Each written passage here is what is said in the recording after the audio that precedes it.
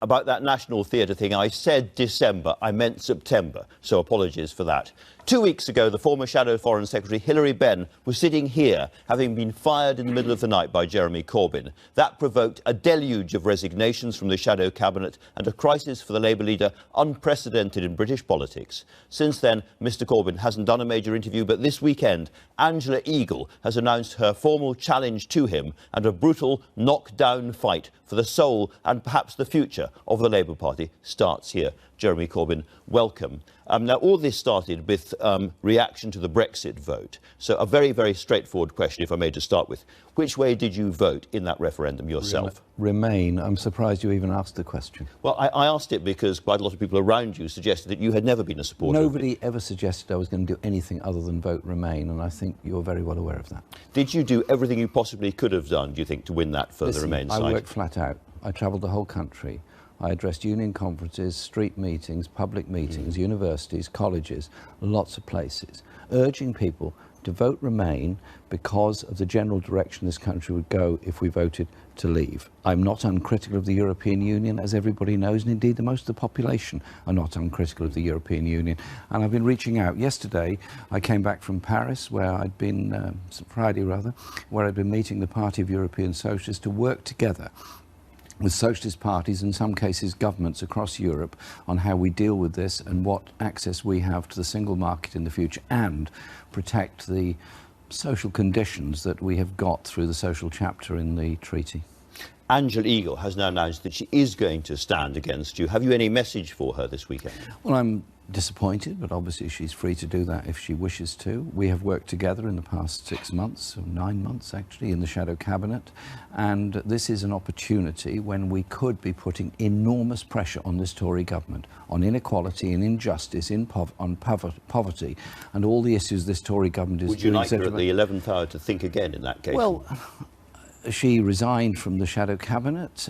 We had a conversation after she had announced her resignation from the Shadow Cabinet, and I would ask her to think for a moment. This is the opportunity of the party to unite against what the Tories are doing, to put forward an agenda which is different to the austerity agenda being put forward by the Tories, and actually gain a lot of ground. We now have a very large membership. Over 500,000 people are members of our party.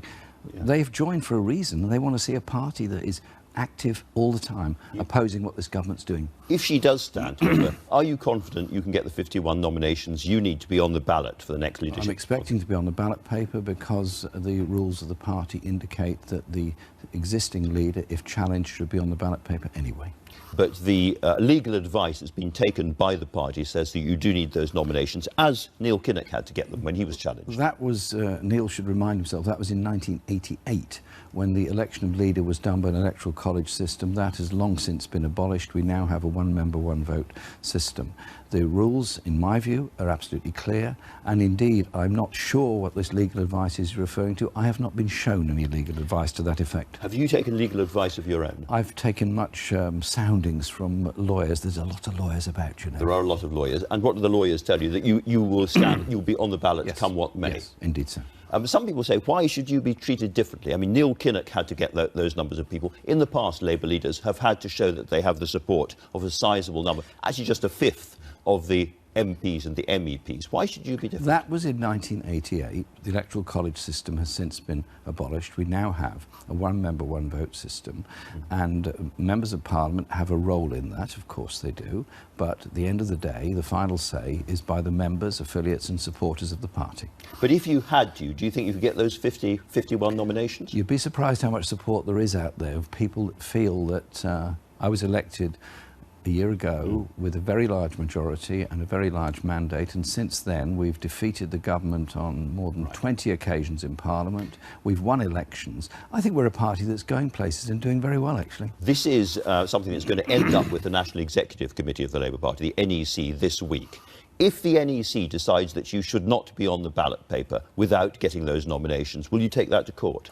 I will challenge that if that is the view they take, but I would also wait a minute, can I finish? Yeah. I would just ask anyone in the party to think for a moment, is it really right that the members of the party should be denied a decision, a discussion, a choice in this. 500,000 people are members of the party because they want the party to succeed. Surely they're the people that knock on doors. They're the people that deliver leaflets. They're the people that raise the money. But as Neil Kinnock has said, in the end, the Labour Party is a parliamentary party. Its founding constitution is to create and sustain a party in Parliament. And if you have not got the support of 80% of your own MPs, it's very hard to see how you can be an effective leader in opposition or perhaps one day in government. Well, Neil says that, and I heard him say that, and indeed I've heard him say it on a number of occasions. The reality is the party is a coalition of affiliated unions, social societies, individual members, registered supporters and members of Parliament. They have to come together. I have reached out in a way that no other leader ever has in the breadth of the political views of people I brought round the shadow cabinet table. I'm not the one who's been trying to box myself into a corner. I've reached out in the broadest way I could. Let's go back to how this all started. It was that very dramatic night when Hilary Benn was fired by you in the middle of the night. What's happened and why did you fire him? Well, Hilary confirmed to me in a phone call that he had indeed been collecting signatures for some days of wanting to have a mass resignation from the shadow cabinet because he didn't agree with my leadership.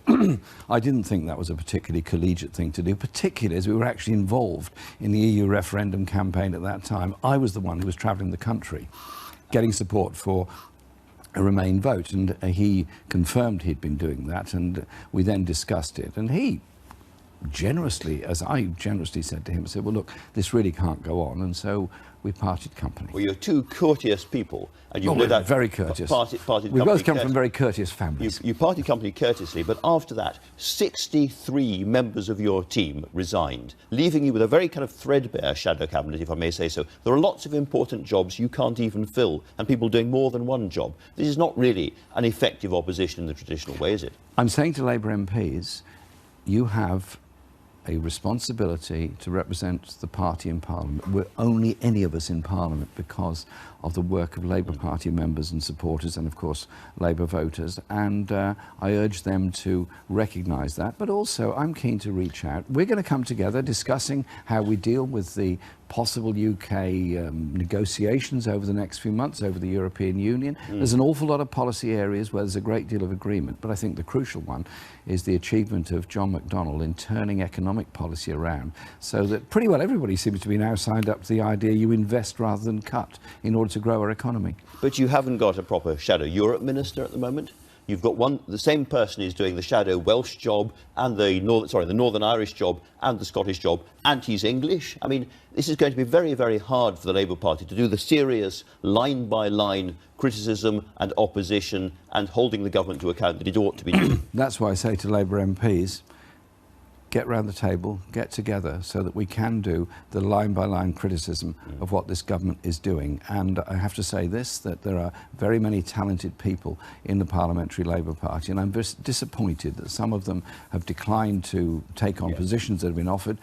I asked them to think again about this, because our duty is to stand up for the very poorest and most vulnerable people in the society and convince the majority that a better society is one that's inclusive to all. The hard truth is that they have lost faith in you personally, and it's not just the Blairites, it's not just the right, it's people like Lisa Nandy, Ed Miliband, who was a great, great supporter all the way through, eventually said, it's not working, it's over. And well, these are people who are supposed to be on your side. They have said that MPs control everything in the end of the day and decide what we do or not. I just asked them to think for a moment about the very large number of members of this party and people who've joined our party in order to try and create a better society in Britain. Don't they have a right to have a say in all of this? Don't they have a voice that should be heard in all of this? And I reach out, and I'm quite prepared to work with people. I was given a huge responsibility and a mandate a year ago, and I'm carrying it out. But those MPs have the votes of 9 million British people behind them as well. I mean, here is Louise Hay, who voted for you in the leadership campaign. She said, I completely respect the mandate Jeremy has from the membership, as you've been talking about, but in order to lead Labour in Westminster, he has to have a parliamentary mandate too, and you don't. or Lisa Nandy, the lack of confidence in the leadership goes beyond the small group of MPs who have consistently opposed Jeremy since his election. It has become clear that he is unable to form a broad, inclusive shadow cabinet that draws on the best of our movement's traditions. Then why doesn't Lisa come back into the shadow cabinet? Why did she feel it necessary? She doesn't have faith in you. A week ago, she was happily in the shadow cabinet. 2 hours later, she decided she wasn't. I've noticed the enormous pressure that's been put, and MPs have told me about this, by a group saying, you've got to get out of that, you've got to leave Corbyn alone, you've got to get away from him. Sorry, we have a Labour Party. Labour MPs have, I think, a responsibility to represent our party. And I urge them to think again about what they're doing at the present time. Surely, the Tory party is in disarray. Unemployment is rising, inflation is rising, the pound is falling, jobs are closing. This is not the time for the Labour Party to be in disarray. Absolutely. This is the time when we should be out there doing that campaigning on an economic strategy, very ably put forward by John McDonnell, which does present a real opportunity and a real alternative for the people of this country. But people like Lisa Nandy are grown-ups and now quite experienced politicians. They have taken their decision for their own reasons. And it remains the problem that you do not have a majority of Labour MPs, nothing like it in the Commons behind you. So one of two things can happen. Either you could decide suddenly to stand aside and end that particular problem that way, or eventually you have to get rid of those MPs who oppose you. You have to have mandatory reselections and get them all out. Get 80% of Labour MPs out. It's a democratic party, not a dictatorship. I was elected by a very large majority of members and supporters. I did not have a majority of MPs supporting me at the very beginning. I haven't enjoyed that position during the past 9 months of leadership. I have reached out to all sections of the parliamentary party, and I would respectfully suggest that a little bit of movement to help us develop policies and campaign against this government ought to be our priority at the moment. So what's the movement coming from you? I mean, there have been talks and negotiations and so forth. What have you been offering the rebels? Bring people together and decide how we deal with the very complex matter of the results of the referendum vote, the effects on industry and investment and trade in this country, and the effects on environmental, human rights and social policies in Britain. Huge effects. But when they say this is really about Jeremy Corbyn, we don't have faith in Jeremy Corbyn and the way he is running the Labour Party and his office and its competence, that kind of answer isn't going to satisfy them, is it?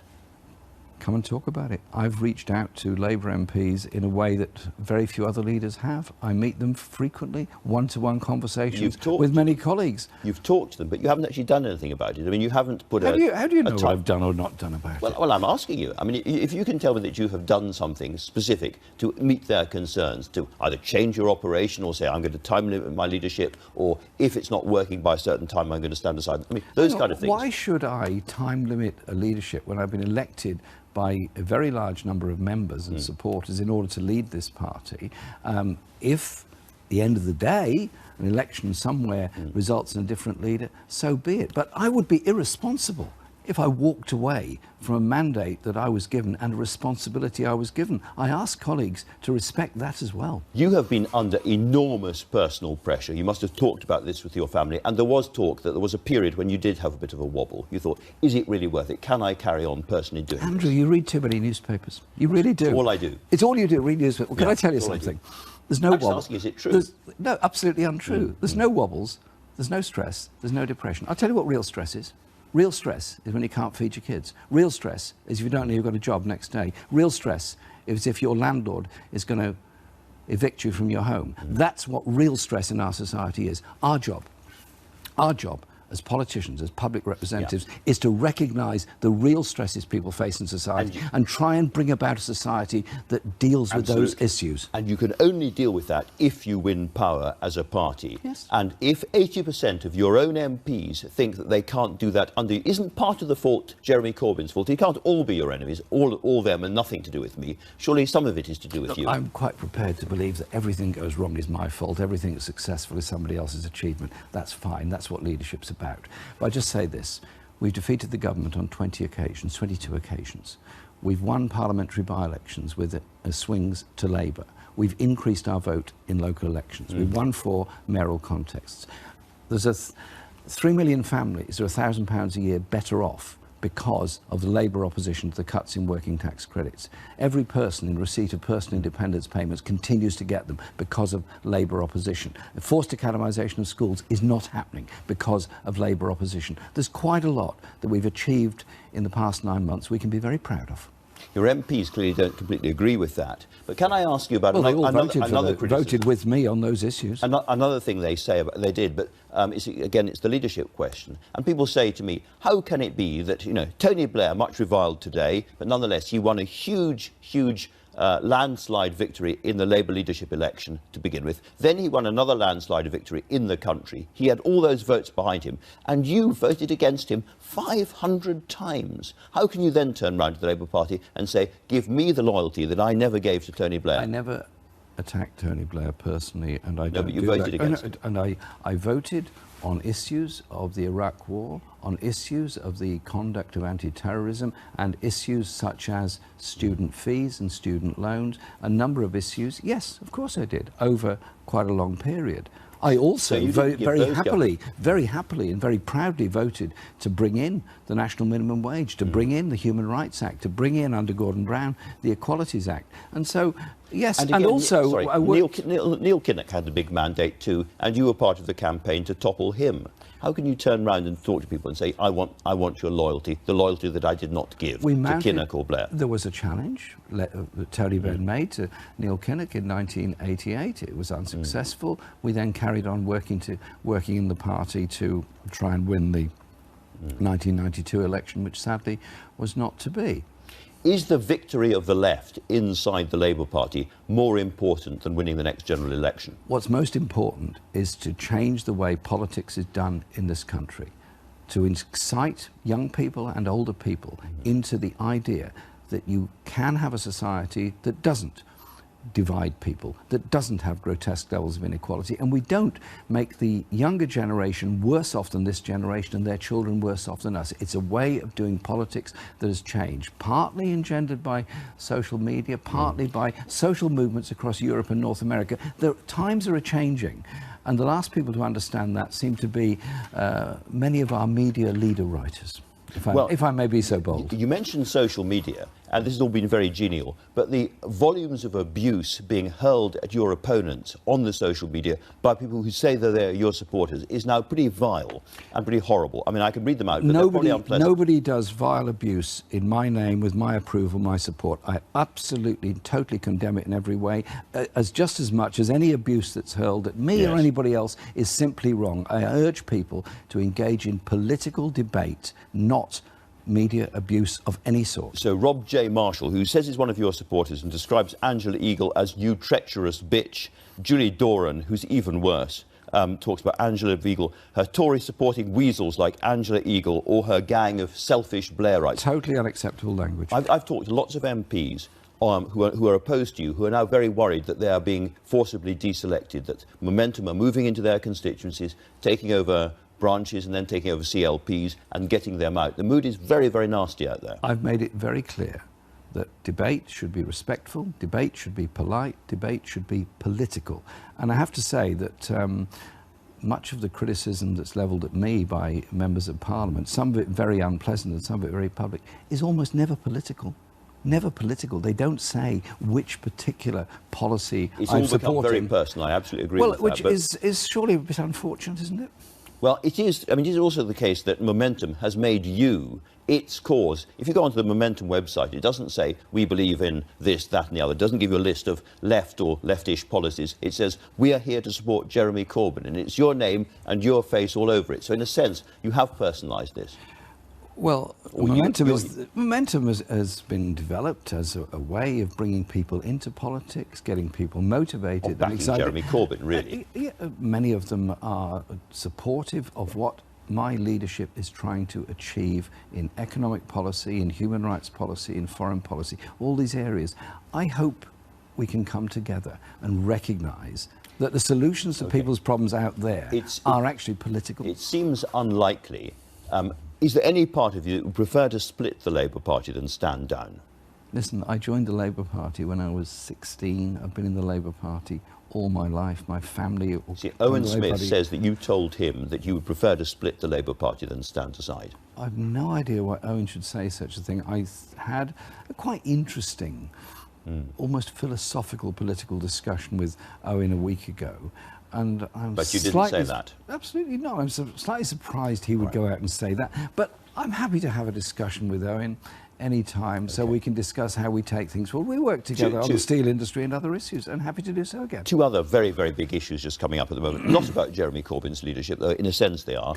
The Trident vote is coming up. How will you whip your MPs? Well, I understand the vote is going to be solely on whether or not Britain has continuous at-sea deterrence. And I'm very surprised the government has put down a motion in that sense. If we as a Parliament and the country vote to maintain permanent continuous at-sea deterrence, that actually takes away any opportunity for fulfilling our obligations under the Nuclear Non-Proliferation Treaty to reduce the number of vessels or warheads, and it actually takes away... will you tell Labour MPs to vote that down? We're going to have a discussion about it. I recognise there are big differences of opinion on this. My views are very well known on this. The views of many others are very well known on this, and so there may well be MPs voting in different lobbies, but the point I'll be making is that by a vote solely on this... You're not going to insist on a whip?